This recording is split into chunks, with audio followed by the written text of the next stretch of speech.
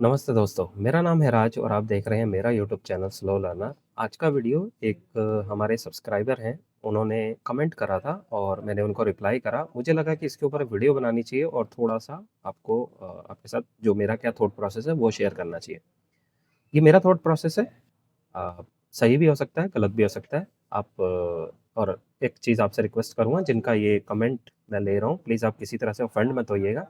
Just मैं अपना thought process आपके साथ शेयर करना चाहता हूँ। आपके साथ यानी कि आपके जैसे अगर कोई और भी मेरा वीडियो देखता है और उनको लगता है कि ये क्वेश्चन उनका है, तो उनके लिए कौन से क्वेश्चन पे मैटर करना चाहिए, कौन-सा नहीं, किस पे टाइम वेस्ट करना है, किस पे नहीं। तो ये एक अ, इन जनरल एक नॉर्मल सा वीडियो है और किसी तरह का बाय सेल रिकमेंडेशन तो है ही नहीं, ना मैं अलाउड हूँ उसको देने के लिए, तो प्लीज़ आप ऐसा काम मत करना।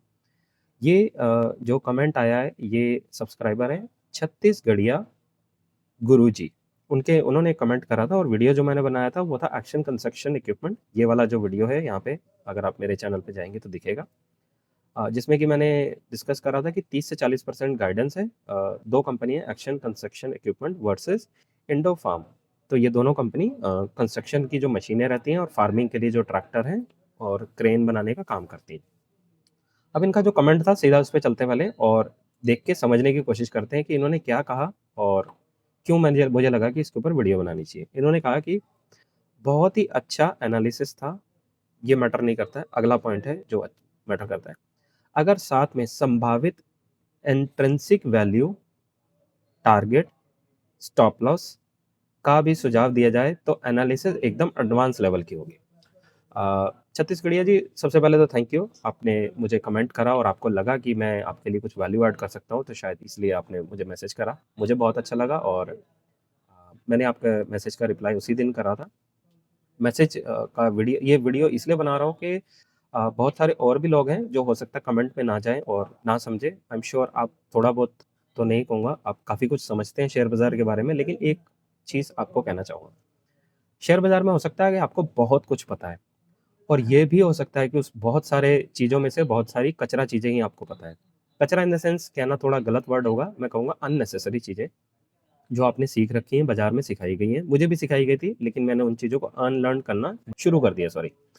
इसका कहने का मतलब क्या है? कहने का मतलब ये है कि अब मैं उन चीज़ों पे ही फ़ोकस करता हूँ, जिन चीज़ों से आपका पैसा बन सकता है या जिससे पैसा बनने की अपॉर्च्युनिटी ज़्यादा है।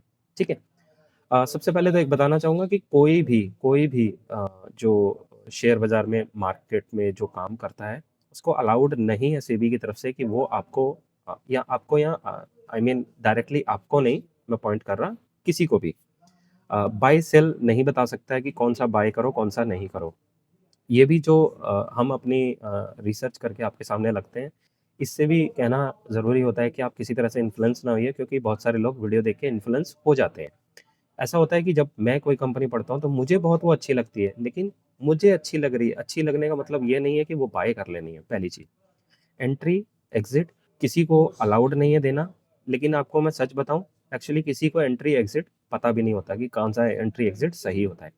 इसके कुछ पैरामीटर्स हैं, कुछ तरीके हैं, मैं अपनी की हुई रिसर्च और अपना किया हुआ इस्तेमाल का जो तरीका है, मैं वो आपको बता सकता हूँ, जिससे आपको एंट्री और एग्ज़िट लेने में आसानी हो। अगेन रिकमेंडेशन नहीं है किसी भी तरह का, बाय सेल का कोई ऐसा नहीं है, मैं जस्ट आपको एक तरीका सिखा रहा हूँ।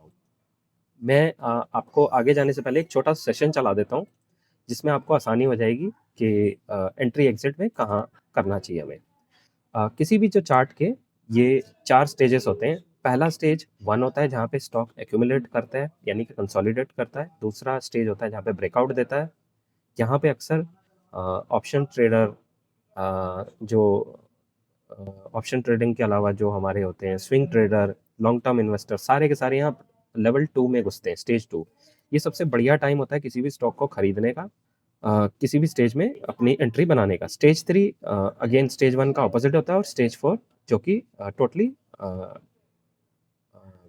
डाउन ट्रेंड में होता है। यहाँ पे कभी भी किसी स्टॉक को नहीं खरीदना है। तो सबसे पहले ध्यान रखिए कि स्टेज 4 आप अवॉइड कीजिए। कितना भी अच्छा स्टॉक हो, कितने भी अच्छे उसके फंडामेंटल्स नंबर चल रहे हों, स्टेज 4 में उसको बाय नहीं करना है आपके।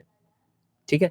एक ये चीज़ ध्यान रख लीजिए और दूसरा मैं एक जो चार्ट पैटर्न है राउंडिंग बॉटम, चार्ट पहले ऐसे नीचे गिरता है, यहाँ पे कंसोलिडेट करता है, उसके साथ उसके फंडामेंटल नंबर अच्छे रहते हैं, गाइडेंस अच्छा रहता है, इंडस्ट्री का माहौल अच्छा है और उसके रिज़ल्ट भी अच्छे आ रहे हैं और उसको प्रॉफ़िट भी बना पा रही है। ये सारी चीज़ें जब ऐड करता हूँ, तब उसको यहाँ पे आपको एंट्री लेनी चाहिए धीरे-धीरे और इसको कोशिश कीजिए 2 से 3 बार में एंट्री कर लीजिए। मान लीजिए आपने ₹10 किसी स्टॉक में लगाने तो पहले ₹3 लगा लीजिए। 3 लेने के बाद अगर वो स्टॉक ऊपर को चलता है, तो उसमें ऐड कीजिए वरना मत कीजिए। ठीक है? कुछ लोग यहाँ पे बाइंग पूरी कर लेते हैं, कुछ नहीं करते, सबका अपना-अपना तरीका है। आई होप मैं आपको आपका आंसर दे पाया हूँ। ठीक है? एंट्री एग्ज़िट आपको इस तरीके से देखना है। किसी भी पर्टिकुलर स्टॉक का नहीं बताना। आप मतलब आई होप आप समझ पा रहे हैं मैं क्या कहना चाह रहा हूँ आपसे। ठीक है? उसके बाद अब अगर चलते हैं एक्शन कंस्ट्रक्शन इक्विपमेंट के चार्ट पे, तो ये डाउन ट्रेंड में है, स्टेज 4 में है इस टाइम, डाउन ट्रेंड में है। तो गिरता हुआ चार्ट कभी नहीं खरीदना, चार्ट हमेशा जो जो अच्छा होता है ऊपर को जाता है। और अच्छी कंपनी तब कहलाई जाती है जिसके सेल्स ग्रोथ के नंबर ऊपर को जाएँ, सेल्स ग्रोथ के साथ-साथ उसका गाइडेंस ऊपर को जाए, कंपनी का लगातार क्वार्टरली रिजल्ट अच्छा है, प्रॉफिट अच्छा बना रही हो और चार्ट का ट्रेंड ऊपर हो। चार्ट का ट्रेंड सिर्फ 10% देखा जाता है, 90% ये सारी चीज़ें ऐड करके फिर आपने एक्शन लेना अपना जो भी। और अगर आप नए हैं, कुछ नहीं आता है, अपने फाइनेंशियल एडवाइज़र से पूछ के करें। अगर आपने सीखना है तो लिंक मैं इधर डिस्क्रिप्शन में दे दूँगा। तो अगर आप चाहते हैं ये हमेशा के लिए छुटकारा कि इंट्रिंसिक वैल्यू क्या है, बाइंग कहाँ पे करनी है, सेलिंग कहाँ पे करनी है, कब किसी स्टॉक को कंसीडर करना है, कब नहीं करना है, तो ये किसी का भी वीडियो देख के या किसी की सर्विसेज़ लेने से नहीं आएगा। हो सकता है अगर आप किसी की सर्विसेज़ भी ले लें, तो होगा क्या कि वो जब बाइंग करनी है तो आपको बता देगा। लेकिन कब सेल करना है आपको पता नहीं लगेगा। हो सकता है जिसको आपने देख के बाइंग करी है वो तो बाय करके बैठ गया और वो सेल करके भी निकल गया, आपको नहीं पता चलेगा। तो आपको ये अपना स्किल खुद से डेवलप करना पड़ेगा। उसके लिए क्या कीजिए, लिंक इधर डिस्क्रिप्शन में दे रहा हूँ, जाके मेरा जो वर्कशॉप है उसको जाके अटेंड कर लीजिए। साढ़े 3-4 घंटे का है, ज़्यादा नहीं है और 1 दिन में आपके सारे डाउट्स वहाँ क्लियर हो जाएँगे। बहुत सिंपल वर्ड्स में रखा है, प्राइस भी 999 रखा है ताकि हर कोई अफ़ोर्ड कर सके। बाकी जो भी कोई इंटरेस्टेड है जाके देखिए और अपना स्किल सेट एक बार डेवलप कर लीजिए और उसके बाद हमेशा के लिए टेंशन खत्म। एनीवे तो मुद्दे पे आते हैं। मुद्दा क्या है कि जो ये चीज़ें थी, जैसे कि अब इस आप पेज पे देख पा रहे हैं, यहाँ पे ये बुक वैल्यू बताया है 136। मुझे नहीं लगता इसका कोई रिलेवेंस है जब आप किसी कंपनी को खरीदने जाते हैं, खासकर स्टॉक में। अब इस स्क्रीनर पे चलते हैं और वहाँ चल के डिस्कस करता हूँ और आपको बताने की कोशिश करता हूँ कि कितनी सारी यहाँ पे अननेसेसरी चीज़ें हैं जिन पे आपको अगर आपको जानना है, सीखना है, जाके सीख लीजिए। लेकिन इसका रेलेवेंस बहुत, बहुत, बहुत कम है, किसी भी स्टॉक को जब आप अपने लिए एनालाइज़ करते हैं या पोर्टफोलियो में ऐड करते हैं। एग्ज़ाम्पल के लिए शुरू करते हैं बुक प्राइस, यहाँ पे 136 दिखा रहा है बुक प्राइस और यहाँ पे ये है 1069। एक्चुअली ये बुक प्राइस आप देख के करेंगे क्या? तो जैसे कि यहाँ पे एक बुक प्राइस आपको दिख रहा है, अब ये बुक प्राइस का रिलेवेंस मैं इसको सिंपल वर्ड में बिल्कुल रखने की कोशिश करता हूँ। इसका सिर्फ़ इतना मतलब है, अगर इस कंपनी को कल को कुछ बुरा होता है, खुदा ना ख़ास्ता और इस पूरी कंपनी को अगर बेचना पड़ता है, तो कंपनी का जो स्टॉक आज की डेट में 1000 का चल रहा है, उसकी एक्चुअल वैल्यू जब बेचने जाओगे उसका हार्ड एसेट, अगर वो टेक कोई आईटी से रिलेटेड है तो उसकी जो गुडविल है, गुडविल कहना थोड़ा गलत होगा, उसके जो सॉफ्टवेयर कॉपीराइट्स ऐसी जो चीज़ें हैं, उनको उसके कंप्यूटर ऑफ़िस की मशीनरी ये वो जो भी उसका हार्डवेयर है उसको सेल करोगे, उसके अकॉर्डिंग इसका 1 शेयर की कीमत 136 मिलेगी। अगर पूरी कंपनी को बेच दिया जाता है, लिक्विड कराया जाता है, अगर आपके पास 1 शेयर है, आज आपने 1000 का खरीदा है, तो उसमें से आपको 136 रुपीज़ ही मिलेंगे अगर कंपनी को पूरा बेच दिया जाता है, लिक्विडेट करके ज़ीरो कर दिया जाता है। मुझे नहीं पता इसका रिलेवेंस क्या होगा आपके शेयर खरीदने में। हाई लो पता नहीं। डिविडेंड मेरा ऐसा मानना है जो भी हाई ग्रोथ कंपनी है, आपको उसका डिविडेंड कंसिडर ही नहीं करना चाहिए। आप आपका स्टॉक मान लीजिए आपने ₹10 पे एक स्टॉक खरीदा। वो स्टॉक आपका 2 साल में ₹30 पहुँच गया और 2 गुना हो जाता है। क्या आपको वहाँ पे अठन्नी-चवन्नी का डिस्काउंट ये डिविडेंड लेना चाहिए? मुझे नहीं लगता इसका क्या फ़ायदा है। क्योंकि डिविडेंड अठन्नी-चवन्नी लेने से अच्छा है आपका स्टॉक 2 गुना, 3 गुना हो जाए, वो आपको कई गुना ज़्यादा फ़ायदा करता है। फेस वैल्यू खुद जाके पढ़ लेना, थोड़ा देख लेना। अब प्राइस टू बुक ये थोड़ा-सा रेलेवेंस करता है लेकिन ये यहाँ पे जो इन्फॉर्मेशन दी हुई है वो सही नहीं है। आपको प्राइस टू बुक कौन-सा वाला देखना होता है? अब इसी का एग्ज़ाम्पल लेते हैं। इस कंपनी ने ग्रोथ का नंबर दिया है 30 से 40%, ठीक है जी? 30 से 40% इसका ग्रोथ है और इसका जो वैल्यूएशन के अकॉर्डिंग मैं आपको बताता हूँ, बुक वैल्यू आपको निकालनी कैसे है? मैं आपको पहले वो बताता हूँ। ये जो यहाँ पे इसका स्टडी करके रखी है, वहाँ से नंबर उठा के फटाफट बताता हूँ। हाँ, तो इसका सेल्स ग्रोथ का नंबर 30 से 40% है और इसका 1 ईयर फॉरवर्ड भी 25 से 30 निकल के आ रहा है अगर इसका जो पैट है वो 10 से 12 के बीच में निकलता है, ठीक है? तो आप कैलकुलेशन कर लेना, जो मैं आपको हल्का-सा बता देता हूँ। ये इसके नंबर हैं 3,325, इसका 40% निकालना, उस 40% को 10 और 12% जो भी प्रॉफ़िट का नंबर आता है, उसको इस मार्केट कैप से आप डिवाइड कर देना। तो आपका 1 ईयर फॉरवर्ड भी 25 से 30 के बीच में आएगा। अब अगर कोई कंपनी 30 से 40% ग्रोथ करने वाली कंपनी आपको 25 से 30 के पी पे मिलती है, तो इसका क्या मतलब है, आपको फॉरवर्ड पी जो है उसको डिवाइड कर देना है सेल्स ग्रोथ के नंबर से। ये आपका पेग रेशियो निकलता है, जो कि 1 से कम आ रहा है। इस तरीके से 1 के लगभग-लगभग पास में आ रहा है। 1 मिनट, नहीं तो मेरा कंप्यूटर बंद हो जाएगा साला।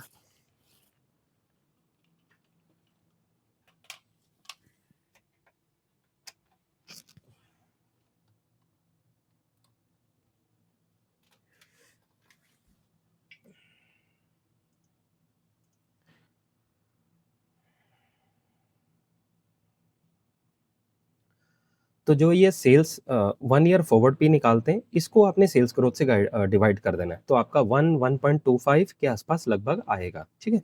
तो इस तरीके से आप पेग रेशियो निकालते हैं। तो ये पेग रेशियो आपके लिए इम्पोर्टेंट है, ना कि जो स्क्रीनर पे आपको यहाँ दिखा रही है, ठीक है? तो ये आपने ध्यान रखना है। उसके अलावा रिज़र्व्स आप नीचे जाके भी देख सकते हैं। डेट है, आपको जानना चाहिए, प्लेजिंग है, नहीं है, आपको देखना चाहिए। ये वो चीज़ें बता रहा हूँ जो आपके काम आने वाली सबसे इम्पोर्टेंट चीज़ है, वो आपकी पेग रेशियो है, जो आपको निकालनी पड़ती है, ना कि जो स्क्रीनर पे दिख रही है, ठीक है? तो ये कुछ चीज़ें थी, आरओई आप देख सकते हैं, ईपीएस ग्रोथ देख सकते हैं, ये सिर्फ़ आपको देखना, परेशान होना, मैं एफएमसीजी लूँगा, मैं फाइनेंस नहीं लूँगा, मैं केमिकल लूँगा, आपको सिर्फ़ कंपनी की सेल्स ग्रोथ पे फ़ोकस करना है। कंपनी सेल्स ग्रोथ कर रही है, कंपनी का चार्ट ऊपर को जा रहा है, वैल्यूएशन अच्छे हैं, दैट्स इट। बस इतना ही आपको एज़ अ इन्वेस्टर जानना होता है, आपका पैसा बन सकता है उससे।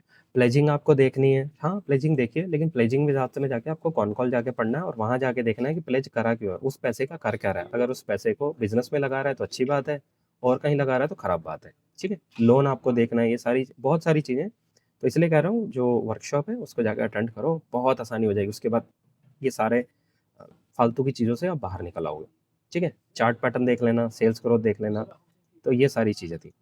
सेम आपने ये दूसरी कंपनी में बात करना है। यहाँ पे देखिए इसका प्राइस टू बुक 1.98 दिखा रहा है और उसका 7 दिखा रहा था, ठीक है? हालाँकि उसका उसका जो पेग रेशियो 1.25 1.20 कुछ आ रहा है। अब यहाँ पे देखिए इसका सेल्स ग्रोथ जो एंडोफार्म जो कंपनी है 30 से 40% सेल्स ग्रोथ है, 1 ईयर फॉरवर्ड भी 35 से 40 है, तो इसका पेग रेशियो भी लगभग 1 ही आ रहा है।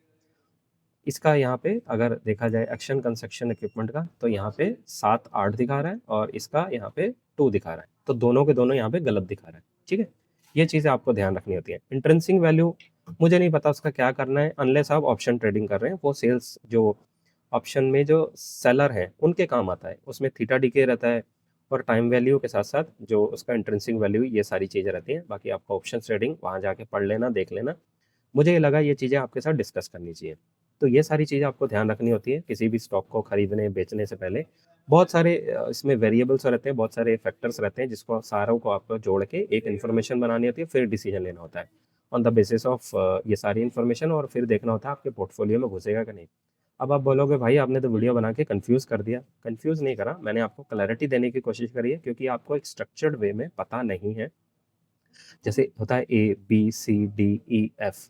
तो आपको जो यूट्यूब पे जो फ्री वीडियोस हैं, वहाँ पे आपको मिलेगा ए, बी, जेड, ओ, एम, के, क्यू ऐसे करके मिलेगा। तो आपको जब सारा कुछ जोड़ेंगे, सीखेंगे, तब सीखना पड़ेगा।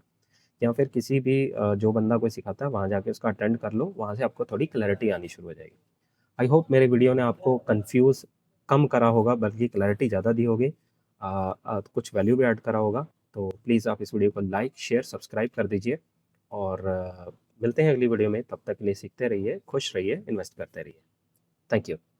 और हाँ, प्लीज़ वीडियो को लाइक, शेयर, सब्सक्राइब ज़रूर कीजिए। इस चैनल को बहुत ज़रूरत है आपके सपोर्ट की। Thank you.